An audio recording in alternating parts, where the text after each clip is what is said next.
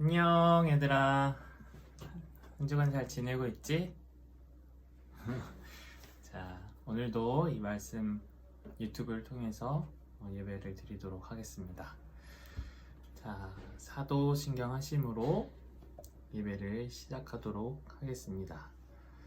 나는 전능하신 아버지 하나님 천지의 창조주를 믿습니다. 나는 그의 유일하신 아들 우리 주 예수 그리스도를 믿습니다. 그는 성령으로 잉태되어 동정녀 마리아에게서 나시고 본디오 빌라도에게 고난을 받아 십자가에 못 박혀 죽으시고 장사된 지 사흘 만에 죽은 자 가운데서 다시 살아나셨으며 하늘에 오르시어 전능하신 아버지 하나님 우편에 앉아 계시다가 거기로부터 살아있는 자와 죽은 자를 심판하러 오십니다. 나는 성령을 믿으며 거룩한 공교회와 성도의 교제와 죄를 용서받는 것과 몸의 부활과 영생을 믿습니다. 아멘. 자, 기도하도록 하겠습니다. 하나님, 우리의 과거와 우리의 현재와 우리 미래에 모두 함께 하시며 그 모든 우리를 의롭다고 착하다고 옳다고 말씀해 주시며 또 그런 존재로 과거에서나 현재에서나 미래에서 우리를 이끌어가 주시는 그 하나님의 놀라운 다스림과 함께 하심 앞에 감사드립니다. 하나님의 그 능력 앞에서 우리는 오늘도 이 현재를 살아가고 있습니다. 우리는 내일을 알지 못하고 또 과거의 일을 바꿀 수 없으나 하나님은 그 모든 순간에 우리와 함께 하셨으며 또 우리를 이끄셨으며 또 이끄실 것임을 또 함께 하실 것임을 오늘 말씀을 통해서 깨닫고 더 고백하고 믿기를 원합니다. 이 말씀을 통해서 하나님의 그 놀라운 다스림과 함께 하심을 우리가 인식해 갈 수 있도록 믿을 수 있도록 또 소망할 수 있도록 그리고 더 사랑할 수 있도록 은혜 베풀어 주시옵소서. 예수님의 이름으로 기도드립니다. 아멘. 자, 오늘 우리가 함께 나눌 말씀은 마태복음 25장 1절부터 13절까지 말씀입니다. 마태복음 25장 1절부터 13절까지 말씀을 대표로 읽도록 하겠습니다. 그때 천국은 마치 등을 들고 신랑을 맞으러 나간 10처녀와 같다 하리니 그 중에 5은 미련하고 5은 슬기 있는 자라.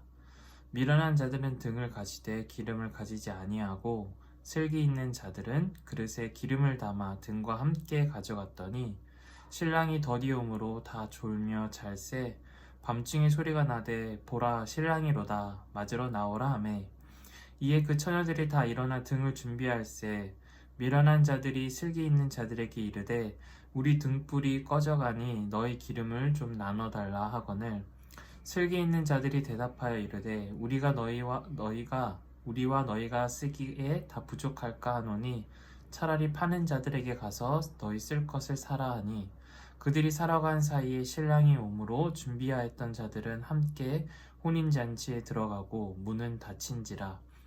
그 후에 남은 처녀들이 와서 이르되 주여 주여 우리에게 열어주소서 하니 열어주소서 대답하여 이르되 진실로 너희에게 이르노니 내가 너희를 알지 못하노라 하였느니라. 그런즉 깨어있으라. 너희는 그 날과 그 때를 알지 못하느니라. 아멘. 오늘 이 말씀을 가지고 하나님 나라는 어떤 곳일까라는 주제로 6번째 말씀을 나누고자 합니다. 하나님 나라는 어떤 곳인지 다양한 본문들의 말씀을 가지고 나누고 있는데 그중 6번째 시간으로서 오늘 하나님 나라는 어떤 곳으로 소개하고 있는지 함께 알아보도록 하겠습니다. 예전에도 한번 너희들한테 내가 이런 질문을 한 적이 있었는데 좀비와 시체의 차이점은 무엇일까? 또는 좀비와 로봇의 차이점은 무엇일까? 좀비가 조금 더 무섭고 공포스러운 이유는 시체보다 또는 로봇보다 좀비가 좀 더 무서운 이유는 뭔가 죽은 존재처럼 어떤 고통이나 어떤 아픔이나 이런 걸 느끼지 않으면서도 죽어있는 존재가 아닌 존재로서 움직이고 활동할 수 있다는 거지. 그러니까 좀비 영화물에 봤을 때 좀비들의 어떤 무서움은 그들이 살아서 움직이는, 죽은 존재 같으나 살아서 움직이는 존재들이기 때문에 무서운 거지. 어쨌든 시체보다 좀비가 무서운 건 좀비라는 존재가 살아서 움직이기 때문일 거야. 반은 살아있지만 반은 죽어있는 존재. 그래서 변화의 가능성이 있고 유동성이 있다는 거. 고정된 실체가 아니기 때문에, 그래서 우리가 예측할 수가 없고 어디로 움직일지, 어디서 나타날지, 어떤 행동을 할지 전혀 알 수 없기 때문에 좀비라는 그 대상을 조금 더 무섭게 생각하고 또 위협적으로 느껴지게 되는 것 같아. 어쨌든 그런 예측이 불가능하다는 것, 예측 불가능성에 놓여 있다라는 것, 이것은 우리에게 큰 두려움으로 다가오는 요소 중에 하나라고 할 수 있어. 어른이 된다는 것, 여기에서 어른이 된다라는 것은 우리가 예측 불가능한 인생을 살면서, 그러나 그 안에서 수많은 경험과 시행착오를 통해서 예측 불가능함을 극복해가는 과정이라는 거지. 어른이 된다라는 것은 그냥 나이를 먹고 몸이 성장을 하고 늙는 게 어른이 되는 것이 아니라, 우리가 살면서 경험하게 되는 수많은 예측 불가능한 그 버라이어티한 다양한 삶의 어떤 방식 속에서, 그 현장 속에서 그런 예측 불가능한 돌발 상황들이 벌어질 때, 그런 상황들 속에서 그 전에 축적되어 왔던 경험과 지식을 통해서 대처해 나가고 또 극복해 나가는 과정이 바로 어른이 되는 것이라고 말할 수 있어. 거기에서 삶의 지혜와 어떤 성숙함이 담겨져 나오게 되겠지. 다양한, 그리고 예측 불가능한 돌발 상황에 대한 경험 지식이 많아져서 거기에 대한 대처 능력이 많아지는 것이 바로 어른이 된다는 것이라고 할 수 있어. 그래서 어떤 일을 할 때, 또 성공하기 위해서, 일을 잘 해내기 위해서 그 일이 실패되지 않도록 여러 가지 상황을 대비해서 미리 준비하고, 그래서 그런 일들을 무난하게 성공시키는 일이 바로 지혜로운 사람, 또 성숙한 사람, 어른, 또는 슬기로운 사람, 오늘 본문에서는 슬기로운 사람이라고 얘기하는데, 그런 사람을 지혜로운 사람, 슬기로운 사람이라고 하고 있어. 오늘 말씀에서도 슬기로운 사람 5명과 그렇지 못한 5명이 지금 등장하는 이야기를 읽었는데, 이 이야기는 무엇을 말하기 위함이냐면, 잘 알듯이 천국에 관한 비유를 말할 때 이 지혜로운 사람 5명과 그렇지 못한 5명을 비교하면서 대비시켜서 그 천국이 무엇인지를 이야기해주고 있어. 천국은, 오늘 함께 읽은 말씀에서 천국은 마치 신랑을 맞이하러 나간 열처녀와 같다고 이야기하고 있어. 조금 더 구체적으로 얘기해보면, 천국은 이 열처녀 10명이 경험한 것과 같다, 그러한 능력이다 라고 설명해주고 있지. 그러니까 풀어서 얘기하면, 천국은 이 지혜로운 5명이, 그리고 지혜롭지 못한 5명이 경험하게 되는 그러한 세계다, 그러한 능력이다 라고 볼 수가 있어. 하나님 나라는, 천국은 이 10명의 처녀들이 경험한 일과 같은데, 그런데 그게 어떤 지혜로운 5명에게는 이렇게, 또 지혜롭지 못한 5명에게는 이렇게 전해지는 그 나라가, 그 대상이 하나님 나라, 천국이라는 거야. 하나님은, 슬기로운 사람 5명은 그 혼인잔치에 들어가고, 미련한 사람은 들어가지 못하는 그러한 곳이 하나님 나라와 같다고 지금 이야기해주고 있어. 여기에서 10명의 처녀는 혼인 잔치에서 신랑을 기다리고 있어. 그런데 신부는 아니야. 신랑이 이제 그 고대 이스라엘 지역에서의 결혼 문화는 신랑이 이제 결혼할 날에 이 신부의 집에 찾아오는 것이 결혼식의 시작이야. 그래서 이 신랑이 밤 늦게 신부의 집으로 찾아올 때에 그때의 신부의 친구들은 이 신랑이 오는 것을 미리 준비했다가 그 신랑과 함께 혼인잔치에 참여하면서 안내하면서 그 혼인잔치가 시작이 돼. 그래서 여기에서 이 10명의 처녀들은 이 신랑이 오는 것을 기다리는 게 주된 일이야. 그게 가장 중요한 일이고, 그게 이 결혼잔치를 망치지 않는 가장 중요한 일이라고 할 수가 있어. 그래서 이 10명의 처녀들은 이 신랑이 언제 올지, 어디로 올지, 어떻게 오는지를 잘 알고 그때에 맞춰서 기다리고 그 신랑이 오는 것과 동시에 결혼식이 성공적으로 이루어질 수 있도록, 진행될 수 있도록 도와야 하는 역할이 그들에게 주어져 있지. 그 신부의 친구들은 신랑이 오는 것을 기다렸다가 불을 밝히고 춤을 추는 것이 그들이 해야 할 일이야.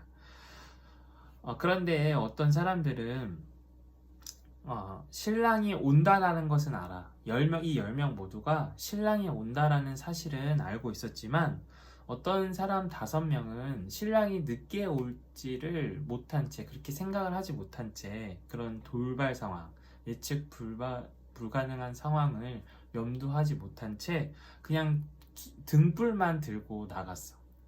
그런데 어떤 5명은 등불도 준비하고 또 등불에 넣을 기름도 더 준비해서 나갔어. 그런데 안타깝게도 신랑이 더디 오게 되는 상황이 발생하게 된 거야.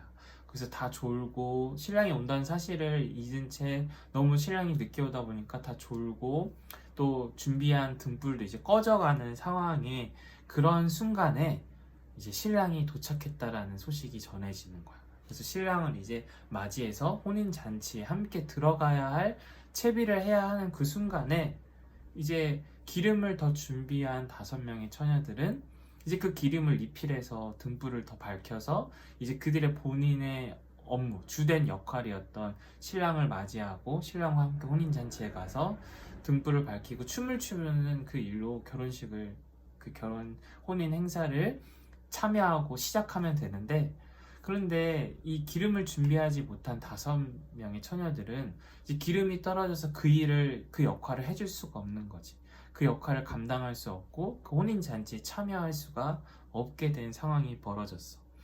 그래서 그 기름을 빌리려고 했지만 그 기름을 빌리는 것보다 기름을 새로 사오는 것이 그 기름의 양을 충분히 확보할 수 있는 방법이었기 때문에, 왜냐하면 신랑이 오고 등불을 끄는 게 아니라 신랑이 오면 그때서부터 이제 불을 밝히고 춤을 추는 하는 역할을 해야 하기 때문에 기름은 또 그 일을 다 할 때까지 필요한 것이었기 때문에 그 있는 걸 나눠 쓰는 것보다 새로 구입해서 와서 충분한 양의 기름을 확보하는 것이 더 지혜로운 방법이었기 때문에 그렇게 사오도록 했지만, 안타깝게도 그들이 기름을 사러 간 사이에 신랑은 도착했고 그 신랑을 맞이한 5명의 처녀들과 함께 혼인잔치는 시작이 되었고 또 문은 닫히게 되었어. 그래서 늦게나마 기름을 사러 갔던 그 5 처녀들은 이 혼인잔치에 참여하지 못하게 되었다라는 것이 오늘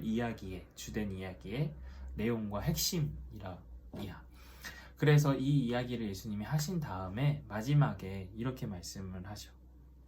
그런즉 깨어있으라.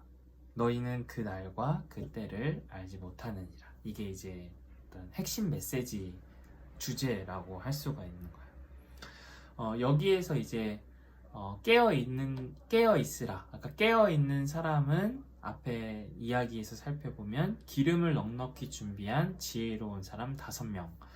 깨어있지 못한 사람은 뒤에 기름을 사러 갔던 미리 기름을 준비하지 못했던 미련한 사람 5명이라고 말할 수 있어. 그러니까 깨어있다, 깨어있지 않다, 또 지혜롭다, 지혜롭지 못하다의 기준은 여기서 기름을 미리 준비했느냐, 더 준비했느냐, 더 준비하지 못했느냐에 달려있어. 등불은 모두 이 10명 모두가 갖고 있었어. 그러니까 등불을 가지고 있었다라는 것은 본인의 역할을 알고 있었다라는 거고, 또 신랑을 기다리는 역할을 해야 하고, 또 결혼식을 밝히는 역할을 해야 하고, 준비를 하고 있었다라는 사실은 모두가 동일했어.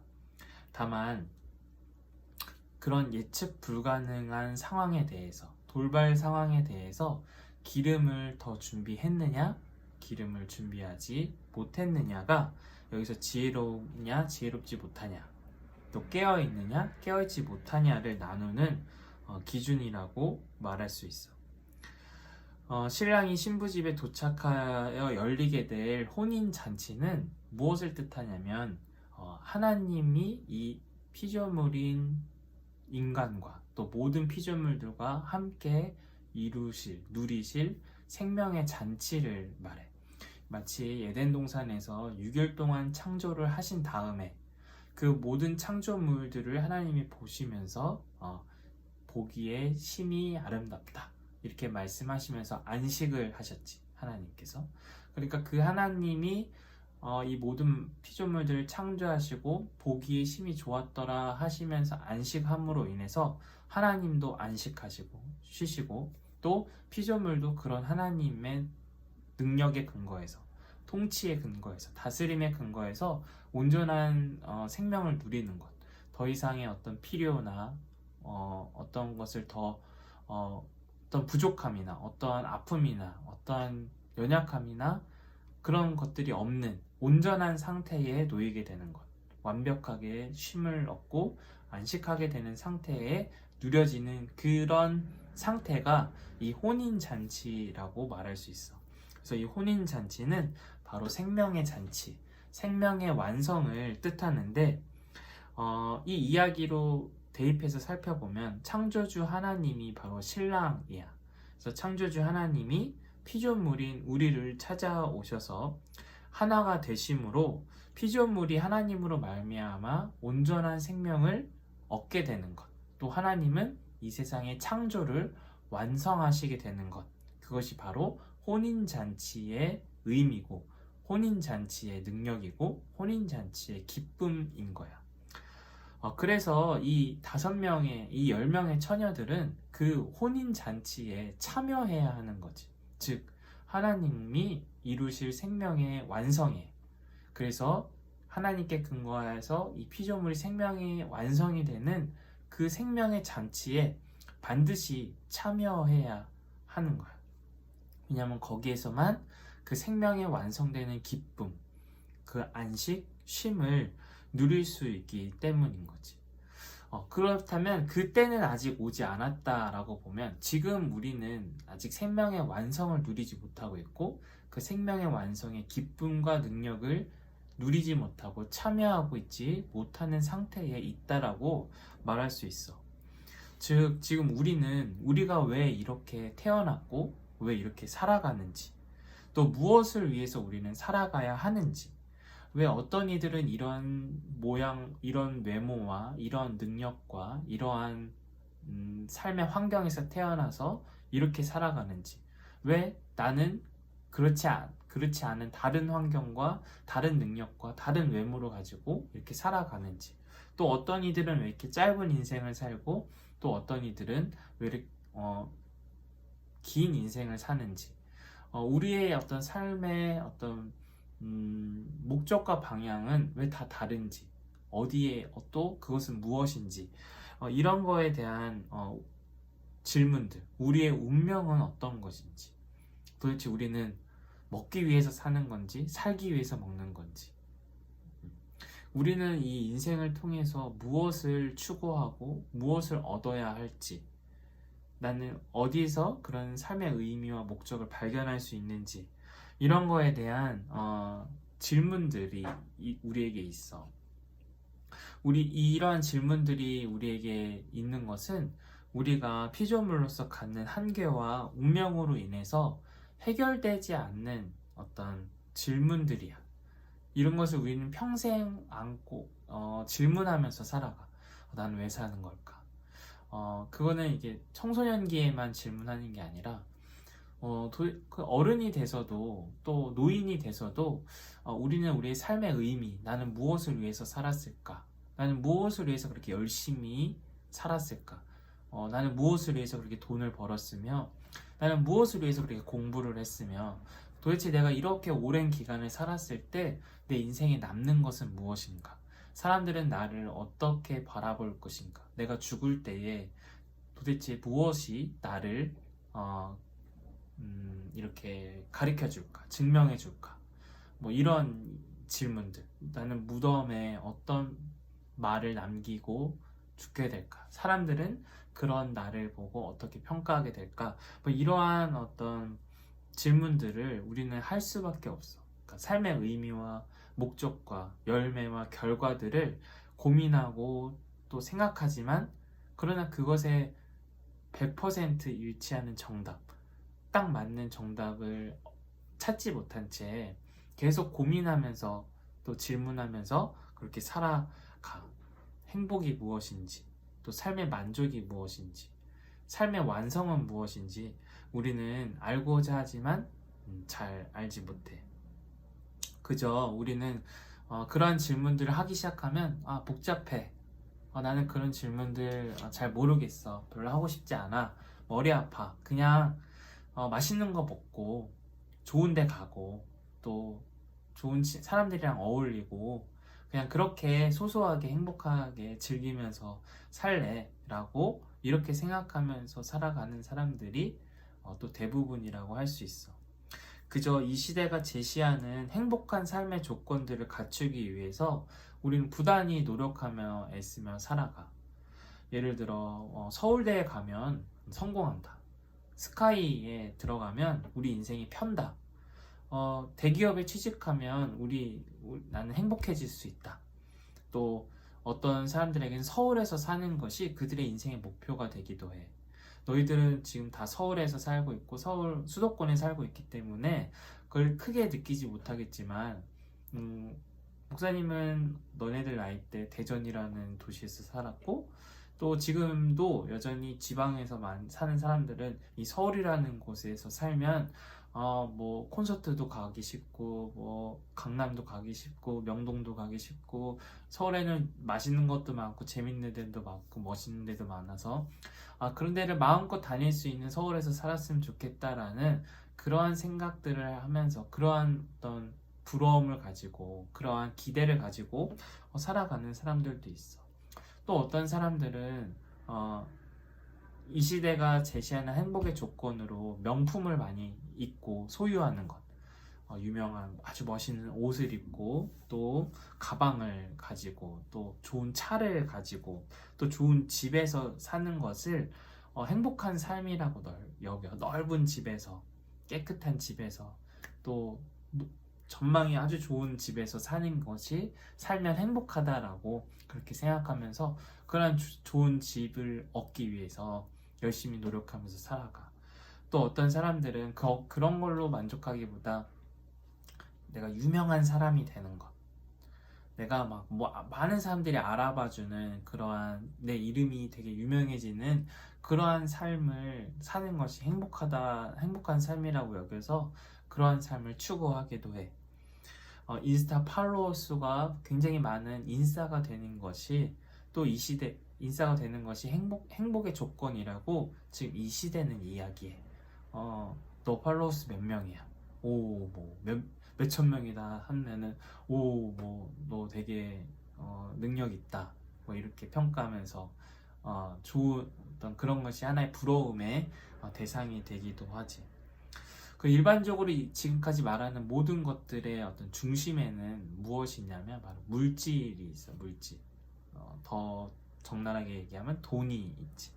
그러니까 이 모든 것들을 가능하게 하는 어떤 능력은 돈에 있는 거야. 명품을 사건, 좋은 집을 사건, 좋은 차를 사건, 또 인스타에 어떤 유명한 사람이 되건, 이런 것들은 다 어떤 물질과 관련되어 있지. 돈에 이 사람 어떤 돈이 그런 것들을 가능하게 해줘.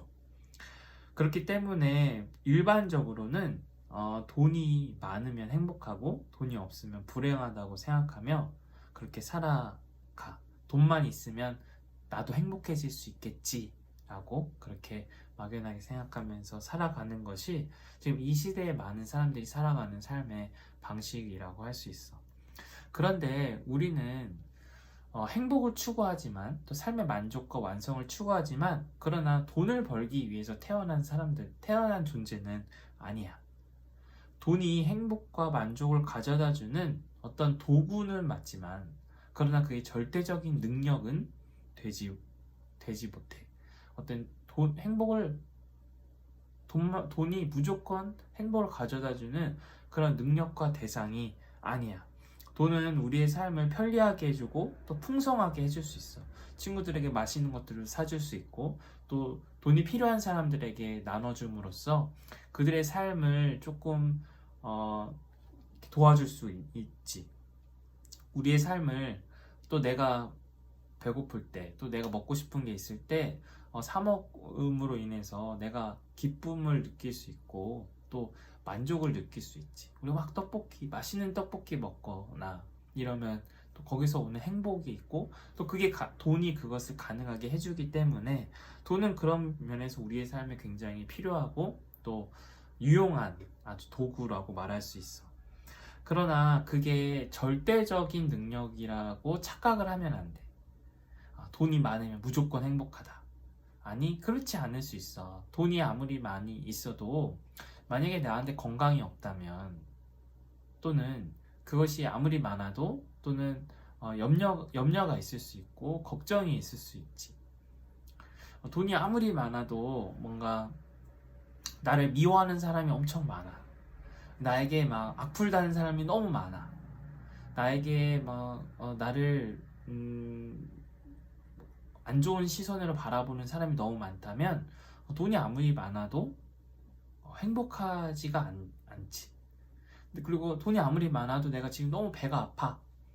그래서 돈을 가지고 병원에 가서 이 치료를 받으면 이 고통에서 벗어날 수 있지만, 그렇다고 그 순간에 돈이 있다라는 사실이 나를 행복하게 만들어주지는 않는다는 거야. 그걸 도와줄 뿐이지.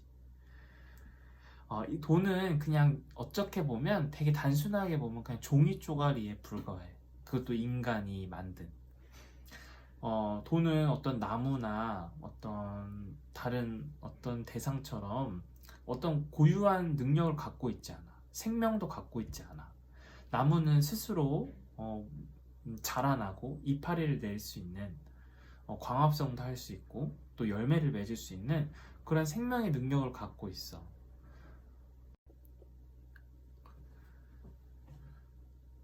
나무는 그러한 능력을 갖고 있지.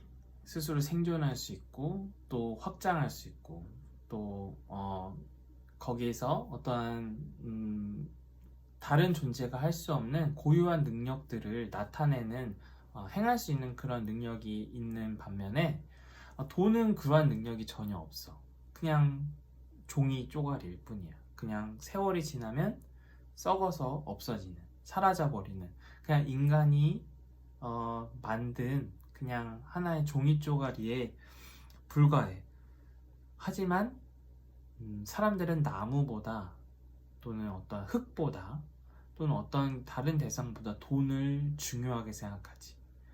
그래서 돈을 더 마치 우리는 돈을 벌기 위해서 태어난 사람처럼 그렇게 살아가. 돈이 우리의 삶을 행복하게 만들어주고 우리의 삶을 완성시켜줄 수 있는 대상처럼 여기면서 살아가. 그래서 돈을 더 잘 벌기 위해서, 돈을 더 많이 벌기 위해서 살아가. 그런데 도움이 되는 것만 쫓아서 살아가. 돈을 더 잘 벌 수 있는 일, 또 돈을 더 잘 벌 수 있는 공부, 또 돈을 더 잘 벌 수 있는 방법에 대해서 사람들은 더 관심이 많지. 그런 것들을 쫓아서 가고 그런 데를 따라다녀. 공부도 성적도 입시도 모든 게 다 그런 것을 위해서 존재하는 것 같아. 그런데 꼭 그렇지만은 않은 것 같아. 돈이 많아서 명품도 있고 좋은 집에 살고 또 그런 것으로 유명해져서 인스타 팔로워 숫자도 많아지고 인싸가 되어도 근데 내 행복이 계속 유지가 되지 않는다는 거야. 어떤 날은 막 인스타에 팔로워 수가 막 많아서 엄청 행복해. 근데 그 다음날 그만큼 사람들이 또 찾아와 주지 않으면, 팔로워 수가 늘지 않으면 내가 뭔가 잘못했나? 라는 생각이 들기도 하고, 내가 뭔가 또 이걸 어필을 해야 사람들의 관심을 내가 받을 수 있을까? 이런 생각들을 하게 된단 말이지. 그런 행복이 유지되지 못하고 우리는 또 다른 거를 또는 더 많이 요구하게 되는 삶을 살아. 그게 잘못됐다라기보다는 잘못됐다는 게 아니라 우리의 한계라는 거야. 우리 인간이 갖고 있는 삶의 한계, 또 연약함, 또 해결되지 않는 문제라는 거지.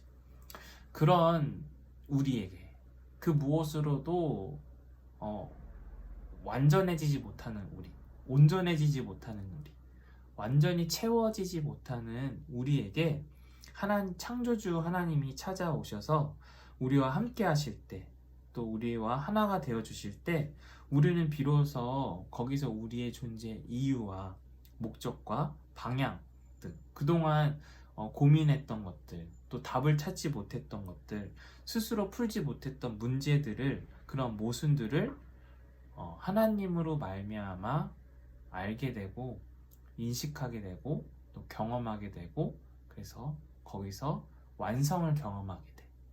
안식과 쉼을 거기서 경험하게 되는 거야. 그게 바로 삶의 완성인 거야. 그냥 죽지 않고 영원히 사는 것, 그것이 삶의 완성이 아니라 죽음이라는 것조차도 넘어서서 우리의 삶의 완성에 이르는 것.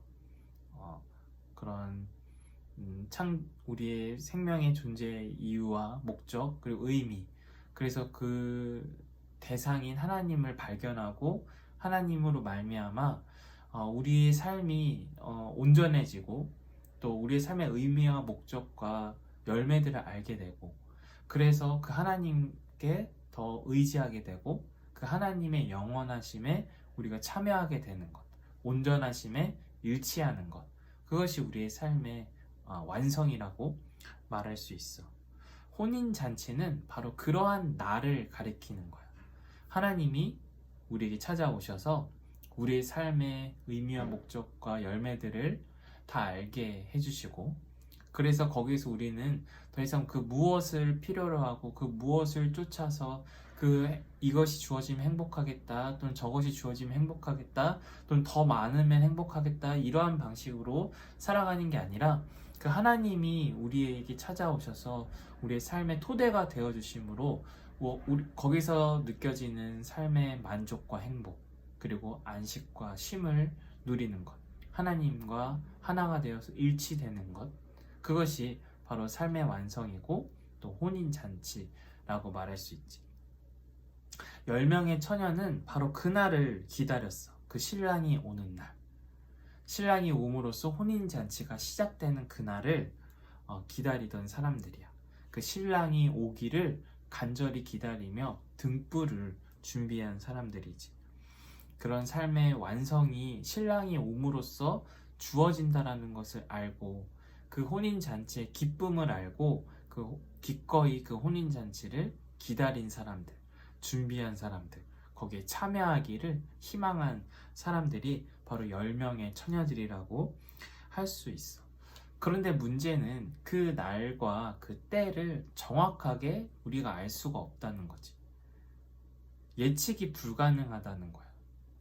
그 신랑이 언제 올지 그 신부들은 신랑이 온다라는 사실은 알았어. 하지만 언제, 어떻게 몇 시에 올지는 모르는 거지. 온다라는 사실은 분명하지만 그 날과 그 때는 알지 못하는 것이 이 열처녀가 갖고 있는 한계이자 또한 우리의 한계예요. 우리는 예수님을 통해서 그 하나님의 능력을 알고 또 하나님이 우리를 찾고 우리와 함께 하신다는 사실을 알아. 그리고 예수님의 다시 오심을 통해서 그 날이 완성될 것이라는 사실에 대해서 알고 있어. 하지만 그 날과 그 때는 우리가 알지 못한다라는 거야. 갑자기 올지 아니면 먼 미래에 올지 우리는 알지를 못해. 오늘 이야기에서도 10명의 처녀 중에 5명은 신랑이 어쩌면 금방 올 거라고 생각했던 것 같아. 일반적으로 오는 시간을 계산하고 그렇게 맞춰서 준비를 했던 것 같아. 하지만 신랑은 그때에 오지 않았고 그때를 언제 오는지 알지 못했어. 신랑이 오기를 기다리며 신랑이 왔을 때 밝힐 등불을 준비하기는 했지만 늦게 오리라고는 생각을 못했고 그래서 기름을 더 준비하지는 못했던 거야. 여기에서 이제 하나님이 신랑이고 우리가 이제 마치 이 신랑을 기다리는 신부의 친구인 10명의 처녀들과 같다고 한다면 여기서 이제 등불을 준비한다라는 건 신랑이 온다라는 사실을 인식하고 있다라는 거지. 그리고 신랑이 올 때에 그 등불을 밝혀서 혼인잔치에 참여하게 되는 도구라고 봤을 때 여기서 우리가 등불을 준비한다라는 것은 우리에게 오실 하나님, 우리를 찾으실 하나님, 그래서 혼인잔치의 주인공이신 하나님, 그 혼인잔치를 여심으로써 혼인잔치를 통해서 삶의 완성을 이루실 하나님, 온전한 생명의 완성을 이루실 하나님을 준비한다라는 거야. 그런 지식을 알고 그런 인식을 갖고 그러한 믿음을 갖고 기다린다라고 말할 수 있어. 그러니까 이 10명의 처녀들은 등불을 가지고 있었어. 그것도 추운 바깥에서. 왜? 신랑이 온다라는 믿음이 있었기 때문이지. 그러니까 등불을 준비한다라는 건 그 신랑이 온다라는 사실에 대한 믿음을 준비한다라고 말할 수 있어. 신랑이 오면 혼인잔치가 시작된다는 것을 알기에 등불을 준비하고 신랑이 오기를 기다리는 것처럼 우리는 하나님이 온전히 통치하시는 나라, 그래서 아픔도 슬픔도 죽음도 없는 온전한 생명의 나라인 하나님 나라가 있다는 것, 그리고 그 하나님 나라가 오고 있다는 것, 그 나라, 그 능력이 예수님의 십자가의 죽음과 부활을 통해서 드러났으며 또 예수님이 다시 오심으로 우리에게 온전히 주어질 것이라는 것을 아는 것, 그것을 믿는 것, 거기에 대한 지식이라고 말할 수 있지. 이 등불은. 그렇다면 이제 기름은 뭘까? 이 기름이 지혜로운 사람이냐 지혜롭지 않은 사람이냐, 깨어있는 사람이냐 깨어있지 못한 사람이냐를 구별하는 기준이 된다고 앞에서 얘기를 했지. 등불은 하나님 나라에 대한 인식과 믿음이라고 얘기했어. 하나님 나라에 대한 인식과 믿음. 그렇다면 기름은 뭘까? 기름. 이 열처녀 중에 5명은 열처녀 10명이 모두가 등불을 준비했지만 그 중에 특히 지혜로운 사람 5명은 기름을 더 준비했다라고 해. 그 예측 불가능한 상황을 염두에 두고 기름이 혹시 더 필요할지 모르겠다, 신랑이 늦게 올지도 모르겠다 라는 생각하에 기름을 더 준비한 거야. 그것은 뭘까? 그 신랑이 올 때까지 내가 기다리는 일을 실패하지 않겠다, 포기하지 않겠다. 신랑이 언제 올지 모르겠지만 그때까지 내가 이 역할을 감당하기 위해서, 성공하기 위해서, 이 일을 온전히 해내기 위해서 나한테 기름이 더 필요하겠다라는 생각을 했다라는 거지. 여기에서 이 기름은 무엇이냐면 그 하나님 나라에 대한 간절함, 또 기다림, 그 하나님 나라를 정말 절대적으로 여기는 마음, 즉 소망이라고 할 수 있어. 혼인잔치가 우리의 삶의 기쁨임을 알고 밤이 늦더라도 기다리는 것을 포기하지 않을 마음의 자세가 그 기름에 담겨 있듯이, 그러니까 즉 신랑이 언제 오더라도, 늦게 오더라도 그때까지 내가 이 기다리는 일을 포기하지 않겠다, 깨어 있겠다, 준비하겠다. 그 역할을 언제가 될지 모르겠지만 그 신랑이 오게 될 때에 나한테 주어진 그 역할을 감당하겠다, 참여하겠다, 그 잔치에 내가 온전히 참여하겠다라는 그 마음이, 그 생각이 그 기름 안에 담겨져 있는 거지. 즉 하나님 나라가 죽음이 운명인 우리에게 반드시 필요하다라는 굳건한 생각으로 내가 거기에 반드시 참여해야 된다. 좀 늦게 임하더라도, 좀 더디 오더라도 내가 기다리는 것을 포기하지 않고 그 죽음이 극복된 세계인 그 하나님 나라, 온전한 생명의 나라인, 그래서 안식과 쉼이 주어지는, 그리고 평안과 자유가 주어지는 그 나라에 내가 반드시 참여하고 싶다. 그 나라에 내가 온전히 임하고 싶다라는 그러한 간절함, 그러한 소망이 바로 기름이라고 말할 수 있어. 그러니까 신랑이 온다라는 것, 그리고 신랑이 옴으로써 혼인잔치가 시작되고 우리가 참여할 수 있다라는 것이 분명하면 등불을 준비하겠지. 그치? 신랑이 오기를 기다리겠지.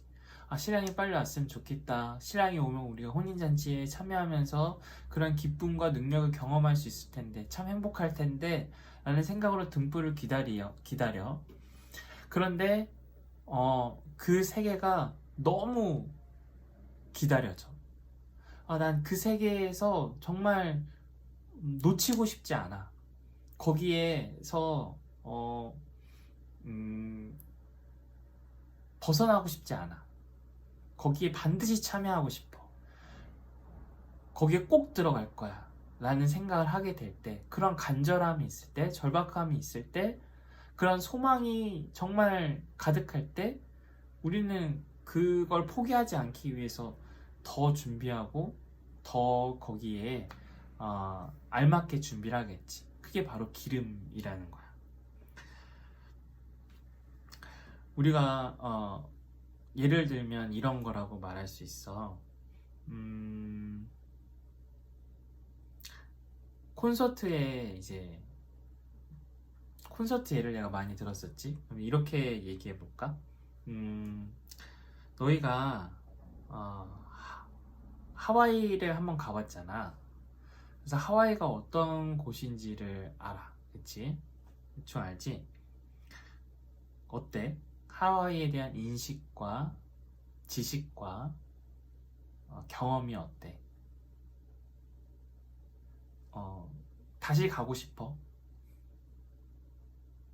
다시 가고 싶다고 생각하는 친구도 있고, 다시 가고 싶지 않다고 생각하는 친구도 있을 거야. 그렇다면 진짜로 만약에 가고 싶다면, 다시 정말 간절히 가고 싶다면, 즉 하와이를 너무 사랑한다면, 앞으로 너희가 1년간 용돈을 줄여도, 반으로 줄여도 그걸 감당할 수 있어? 그러니까 1년간 용돈을 반으로 줄이면 하와이에 갈 수 있다고 할 때 이걸 오케이 할 사람 또는 거절할 사람, 그거는 너희들이 하와이에 대해서 어떠한 인식을 갖고 있느냐, 어떠한 지식을 갖고 있느냐에 따라 다르겠지. 그러니까 하와이에 갈 수 있다면, 다시 갈 수 있다면 나는 기꺼이 용돈을 반으로 반으로 줄여도 상관없다 라고 생각하는 사람은 그만큼 하와이가 좋았던 거야. 그리고 하와이에 다시 가고 싶은 거지. 근데 만약에 나는 용돈을 반으로 줄이면서까지 그렇게 하고 싶지 않아. 그런 불편을 내가 감수하고 싶지 않아. 차라리 나는 그 돈으로 더 맛있는 것도 사 먹고 더 예쁜 옷도 사 입고 그렇게 할 거야 라고 한다면 그 하와이에 대한 경험이, 지식이 덜한 거겠지. 그보다는 못한 거겠지. 기꺼이 용돈을 반으로 줄어드는 어려움을 받아들이고 그렇게 불편함을 감수한다는 것은 그만큼 하와이에 가고 싶다는 간절함이 있다라는 거야. 근데 1년이 지났어. 이제 용돈을 반으로 줄여서 1년이 지났어. 이제 하와이에 갈 수 있을 때가 됐는데 근데 여전히 코로나가 지금처럼 이렇게 있는 거야. 그래서 1년이 더 연장이 됐어. 근데 언제 갈지는 몰라. 어쨌든 지금은 못 가고 이게 괜찮아지면 갈 텐데 그 날과 그 때가 언제인지는 불투명해. 그러면 그때는 어떡할 거야? 포기할 거야? 나는 됐어. 그동안 1년간 참았으면 나는 많이 참은 거야. 됐어. 이제부터는 하와이 가는 생각은 포기하고 그냥 다시 용돈 원래대로 받고 또는 그래서 그걸 더 맛있는 거 사 먹고 더 사고 싶은 거 사고 이렇게 살 거야. 또는 아니야 나는 그래도 하와이만 가는 게 분명하다면 갈 수 있다면 그게 확실하다면 나는 더 기다릴 수 있어. 더 참을 수 있어. 더 용돈 줄일 수 있어. 이렇게 생각한다면 그만큼 하와이를 가는 거에 대한 간절함이 크다는 거겠지. 그 하와이에 가고 싶은 소망이 크다라는 거겠지. 아니면 포기한다면 그 정도의 소망은 아니라는 거고 그 정도의 간절함은 아니라는 거야. 마치 그 하나님 나라에 대한 이 열처녀의 이야기도 이거랑 좀 비슷해. 그 혼인잔치를 얼만큼 간절하게 원했느냐, 절대적으로 여겼느냐, 즉 세상에서 가장 중요한 일로 여겼느냐, 소중하게 생각했느냐, 거기에 반드시 참여해야 한다는 그러한 절박함이 그들 안에 있었느냐 없었느냐가 이 기름을 더 준비했느냐 안 했느냐의 결과로 나타났다는 거지.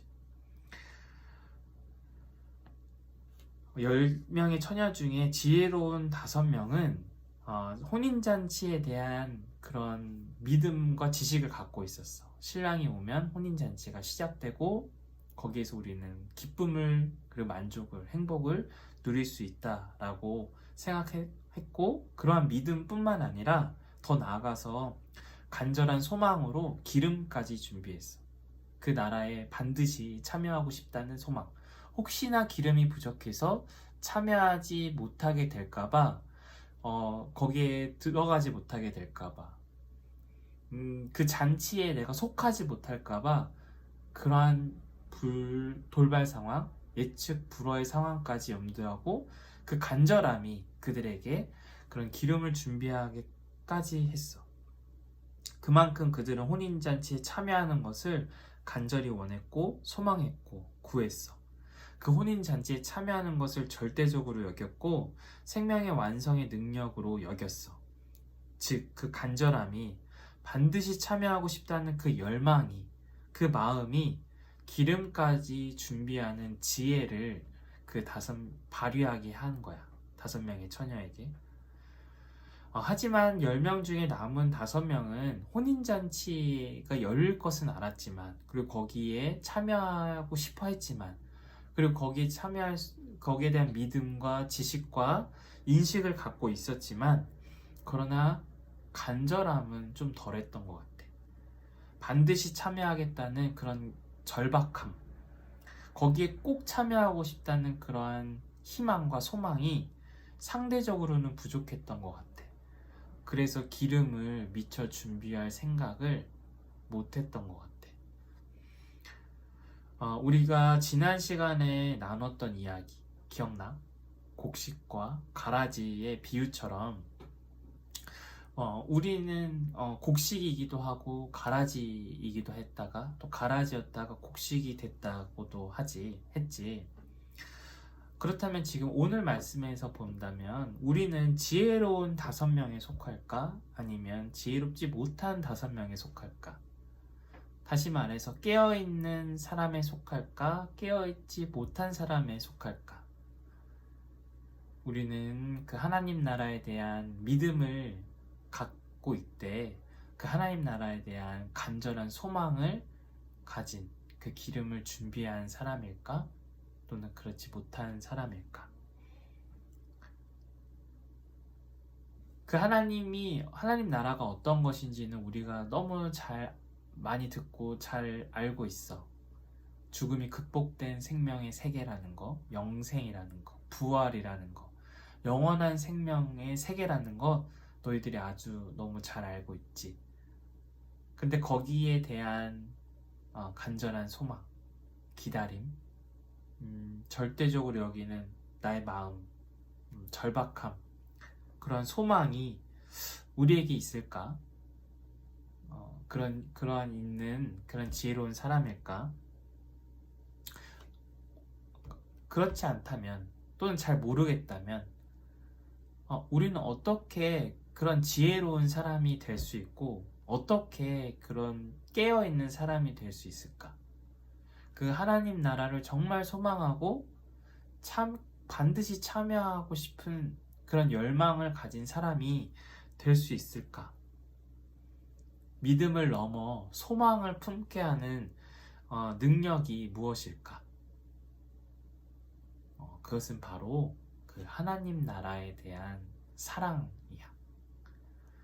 그 하나님 나라에 대한 사랑이 깊어질수록 우리의 믿음을 더불어서 우리가 그 하나님 나라에 대한 소망을 더욱 품게 해. 그렇다면 이 하나님 나라에 대한 소망은 그 하나님 나라를 가장 소중하게 여기는 어떤 삶의 자세는 그 하나님 나라를 절대적으로 여기는 삶의 태도는 우리가 하나님 나라에 대한 믿음을 넘어서 간절하게 그리고 절박하게 그리고 반드시 참여하겠다는 그런 소망을 갖게 하는데 근데 그 사랑은 또 어떻게 우리에게 주어지는 걸까? 내가 하나님 나라를 열심히 사랑해야지 내가 꼭 사랑해야지 라고 그런 의지와 노력으로 되는 걸까?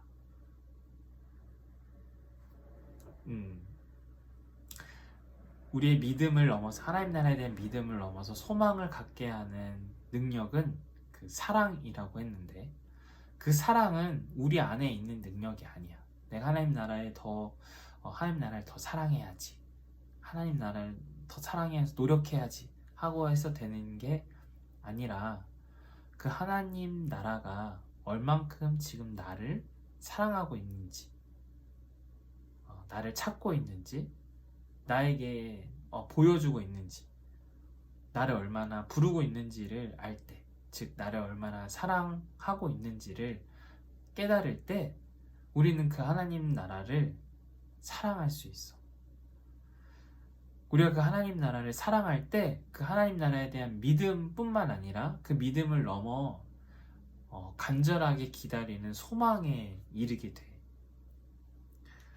우리가 등불뿐만 아니라 기름까지 넉넉히 준비하게 되는 사람이 되는 데는 그런 지혜로운 사람이 되는 길은 그런 깨어있는 사람이 되는 길은 그 하나님 나라가 나를 얼만큼 사랑하는지 그것을 우리가 알 때에 우린 그 하나님 나라를 사랑할 수 있고 또 그 하나님 나라를 사랑할 때 우리는 믿음을 넘어서 그 하나님 나라를 정말 기다리고 중요하게 여기고 제일 좋은 것으로 여기고 반드시 참여하겠다는 그런 열망과 소망을 품게 하는 그런 능력이 돼. 그 하나님 나라가 어떠한 능력인지를 알아갈 때 우린 그 하나님 나라를 더 사랑하게 돼. 그 하나님 나라가 지금 우리의 삶을 어떻게 함께 하는지, 그리고 우리를 어떻게 이끄는지, 우리를 어떻게 다스리는지를 알 때 그 하나님 나라를 더 분명하게 바라보게 되고 인식하게 되고 또 소망하게 돼. 하나님 나라가 어떤 나라인지 우리는 말씀을 통해서 잘 알아야 돼. 특히 우리가 살아가고 있는 지금의 세상과 그 하나님 나라는 어떻게 다른지, 얼마나 다른지, 무엇이 다른지를 알아야 돼. 즉 하나님 나라와 지금 우리가 살아가는 이 세상을 비교했을 때 지금 우리가 살아가는 이 세상이 어떻게 다른지, 어떤 한계가 있는지, 무엇이 부족한지를 알아야 돼. 하나님 나라에 비교해서. 우리는 하나님 나라를 더 잘 알게 되고 인식하게 되고 그럴 때 믿게 돼. 그리고 그 믿음이 우리로 하여금 하나님 나라를 기다리는 등불을 준비하게 되고 그 하나님 나라에 대한 믿음이 점점점 깊어져 갈 때, 간절해져 갈 때, 더 사랑하게 될 때 우리는 조금 천천히 오더라도 피곤하더라도 더디 오더라도 그 나라를 포기하지 않는 소망으로 살아가게 돼. 기름을 넉넉하게 준비하게 돼. 하와이가 얼마나 좋은지 우리가 점점 많이 알아가면 그 하와이에 가는 것을 더 기뻐할 거고 더 원하게 될 거고 그래서 더 많은 대가를 지불하더라도 그 하와이에 가는 것을 포기하지 않게 되는 것처럼 하와이에 가는 여정이 피곤하고 힘들고 귀찮더라도 기꺼이 발을 내딛는 것처럼 그 하와이에 가서 느끼는 행복이, 만족이, 쉼이, 안식이 어떤지를 알 때 우린 기꺼이 그 하와이에 가는 것을 포기하지 않는 것처럼 더 많이 하고 싶어 하고 더 자주 하고 싶어 하게 되는 것처럼 우리는 그 하나님 나라를 그렇게 인식하고 드려야 돼. 알아야 돼. 우리가 하와이에 가서 하와이가 지금 여기 한국과는 어떻게 다른지, 이 서울과는 어떻게 다른지 우린 잘 알고 있어. 그래서 그 차이가 느껴질 때마다 우린 더 하와이를 가고 싶어 하게 되겠지.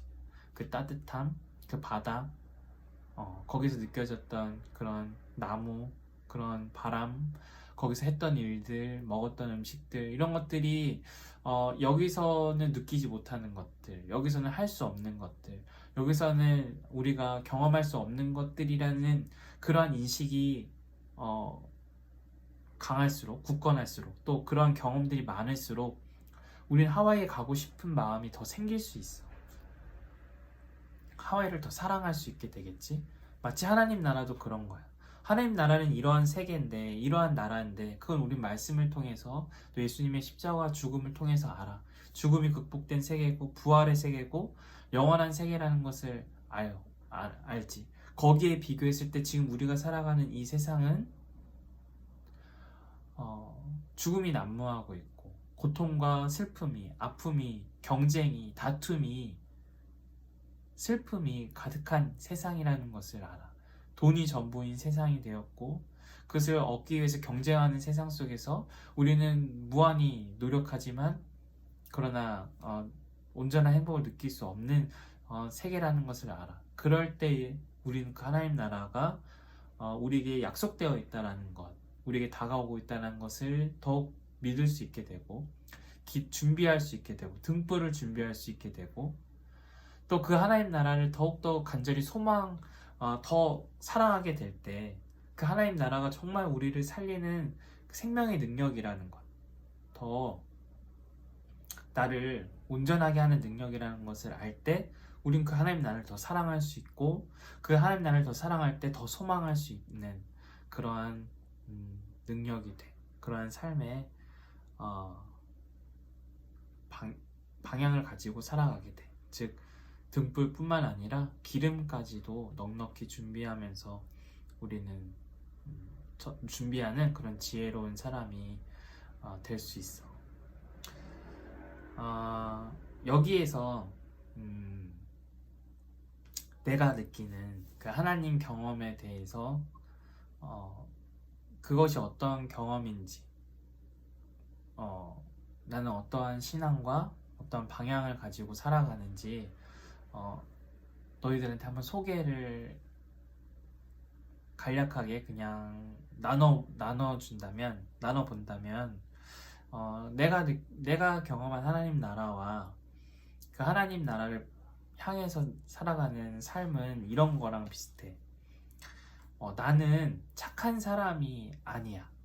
객관적으로 봤을 때. 나는 나를 봤을 때 내가 착한 사람이라고 말할 수가 없어. 그런데 이게 나야. 착하지 않은 모습을 나는 너무나 잘 알고 있기 때문에 나는 착한 사람이라고 나를 말할 수가 없어. 난 착한 사람이 아니야.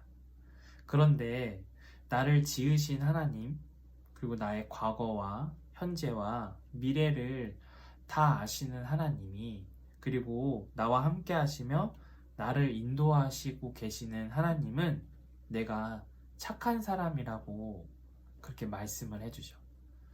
나는 내가 생각했을 때 난 착한 사람이 아니야. 괜찮은 사람이 아닌데, 근데 하나님은 내 과거도 다 아셔. 그리고 현재도 아셔. 그리고 내 미래에 내가 어떤 사람인지도 이미 다 아셔.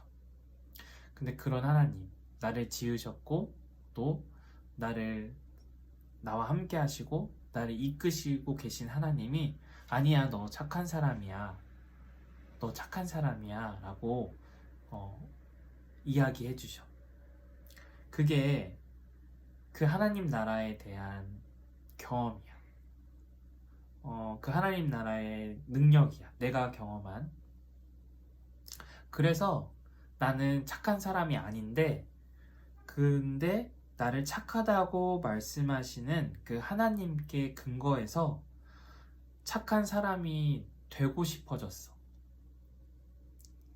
그렇게 되고자 부단히 노력하고 싶어졌어. 그 최선을 다해서 정말 착한 사람이 되고 싶어. 이게 나의 믿음이야. 그리고 나의 신앙이야. 나는 착한 사람이 아니지만, 그러나 나를 지으셨고, 나의 과거를 다 아시고, 나의 현재를 아시고, 나의 미래를 아실 뿐만 아니라, 나와 함께 하시며, 나를 이끄시는 하나님이 나를 착하다고 해주실 때, 나를 의롭다고 해주실 때, 내가 죄인이 아니라고 말씀을 해주실 때, 나는 그 하나님께 근거해서 정말 착한 사람이 되고 싶어. 그리고 착한 사람이 될 수 있도록 노력하고 싶어. 그렇게 일치해서 살고 싶어. 그 하나님의 다스림에 내가 참여하면서 살아가고 싶어. 그게 나의 신앙과 나의 믿음이야.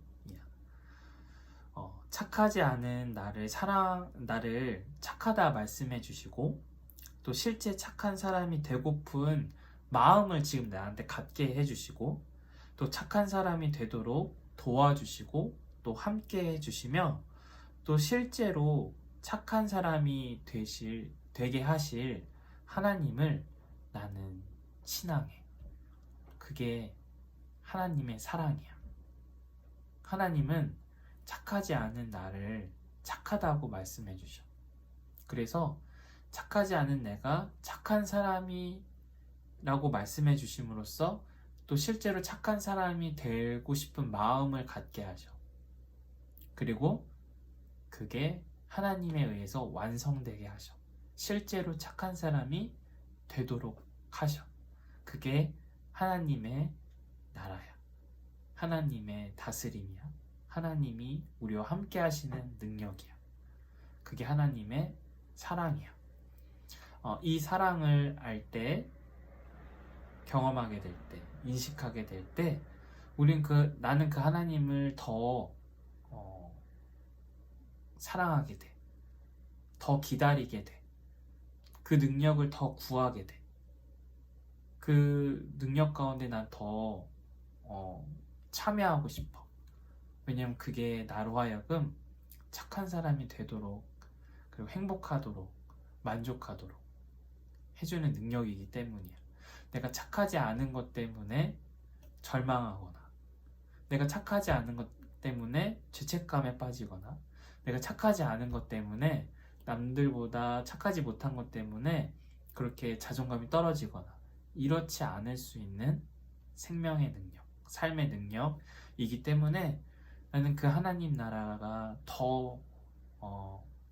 하나님 나라에 더 가까이 가고 싶고, 더 많이 참여하고 싶고, 더 붙들고 의존하고 일치하면서 그렇게 살아가고 싶어. 그게 나의 신앙이자 믿음이야. 또 소망이고 또 사랑이야. 우리 모두가 그렇게 됐으면 좋겠어. 등불을 준비할 뿐만 아니라 기름까지 준비하는 그러한 사람이 우리 모두가 되었으면. 그래서 그 하나님 사랑을 알고 그 하나님 사랑을 근거해서 하나님을 더 사랑하는 우리 모두가 되어서 등불뿐만 아니라 기름까지 넉넉히 준비하는 지혜로운 사람들이 다 되기를 바랍니다. 기도하고 주기도문하고 마치도록 하겠습니다. 하나님 아버지, 오늘 말씀을 통해서 하나님 나라가 어떤 곳인지 함께 살펴보았습니다. 하나님, 우리가 그 하나님 나라가 어떠한 세계인지 말씀을 통해서 잘 알아가고, 그래서 그 하나님 나라를 기다리는 사람들이 다 되고, 또 그 하나님 나라를 기다릴 때 그냥 기다리지 않고 그 하나님 나라를 정말 사랑함으로, 정말 절대적으로 여기고 가장 내 인생에서 가장 소중한 것으로 여기게 됨으로써 등불을 준비할 뿐만 아니라 그 나라에 대한 간절함으로, 소망으로 기름까지 넉넉히 다 준비하는 그런 지혜로운 사람들이 다 될 수 있도록 우리를 인도하여 주시옵소서. 예수님의 이름으로 기도드립니다. 아멘. 주기도문 하심으로 예배를 마치도록 하겠습니다. 하늘에 계신 우리 아버지, 아버지의 이름을 거룩하게 하시며 아버지의 나라가 오게 하시며 아버지의 뜻이 하늘에서와 같이 땅에서도 이루어지게 하소서. 오늘 우리에게 일용할 양식을 주시며 우리가 우리에게 잘못한 사람을 용서해 준 것 같이 우리 죄를 용서해 주시고 우리를 시험에 빠지지 않게 하시고 악에서 구하소서. 나라와 권능과 영광이 영원히 아버지의 것입니다. 아멘. 자, 예배를 마쳤습니다. 자, 한 주간 잘 지내고 하나님 나라를 더 소망하는 우리 모두가 됩시다. 안녕.